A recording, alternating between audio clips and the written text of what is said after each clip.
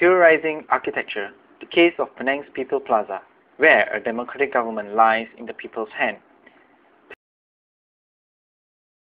Penang is one of the few states which initiated public into the state governance through a collaboration with NGOs, non-governmental organizations. This is because most Penangite has a very strong feeling of statehood. Although the policy had died down during the recent years, yet the NGOs are very active as they love their state very much. They still come together within the total amount of 118 in Penang if some issues that are of their concern that led to the program, such as Stop Penang Global City Centre, No to Penang Outer Ring Roads, and Trams.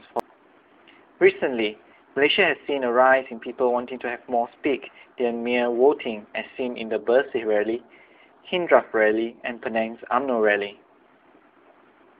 As an architecture student, I find that there are no such a proper place for the general public to speak out, which is one of the basic rights under democracy, that is, freedom of speech. And another issue to be raised is that the relevance of high-rise typologies in Penang itself.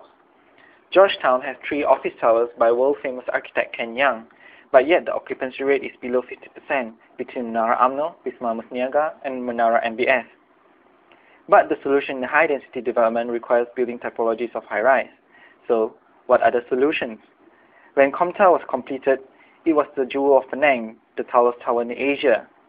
Becoming a successful administrative center was an accident. No companies are filling up the floor space of Comta Tower, and hence the government moved in. It was very convenient to the public with just the push of a lift button to travel between agencies and departments. But since the early 2000s, it started to fall into a comatose state, from being active to almost motionless. Weird thing is, people still goes there, just not into there, as observed. The reason so is because there are no connectivity between Comta and its surrounding commercial development.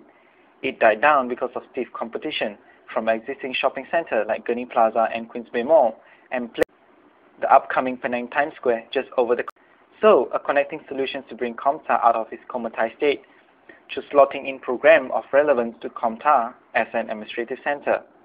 There are offices for NGOs, complaint bureau for the Penang State Government, offices for new foreign consulates, and public facilities that cater to the activities as well as some F&B outlets.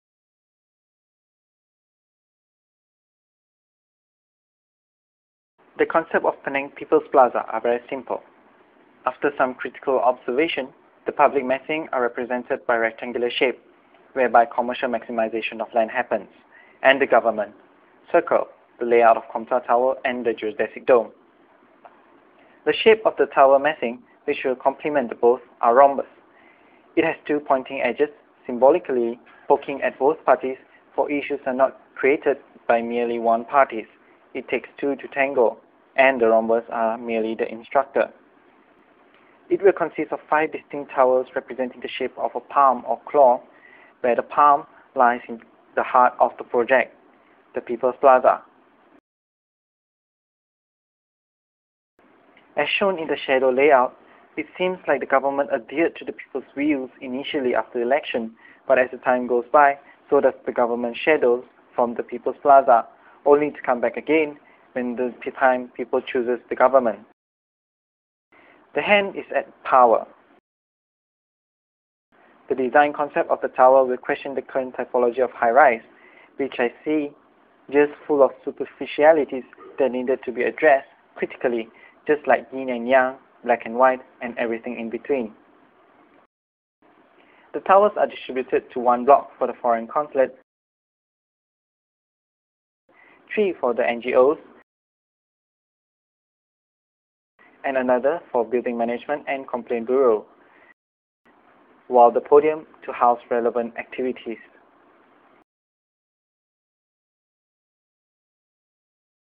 The tower bends like a claw, breaking the norm of a typical high-rise, given a touch of rebellious. The facade are rotated in the NGO office tower block to allow high-density movement along the perimeter of the floor plate, and given the general public the better view. The gorge effect emphasizes the relationship between NGOs in a neighborhood spirit, allowing free communication and space to speak. The link is definitely missing. Whereas required, they may talk or while sleeping, Penang's famous kopi O, at a food court at the ground floor. The smell of Penang is all over the office, which uses timber facade that can be naturally ventilated or closed for air conditioning. Every aspect of the design was a challenge to a typical typology of high-rise, from the freeform of the car park, away from the normal grid arrangement, the spaces layout, and the understanding of our office for NGO's point of view.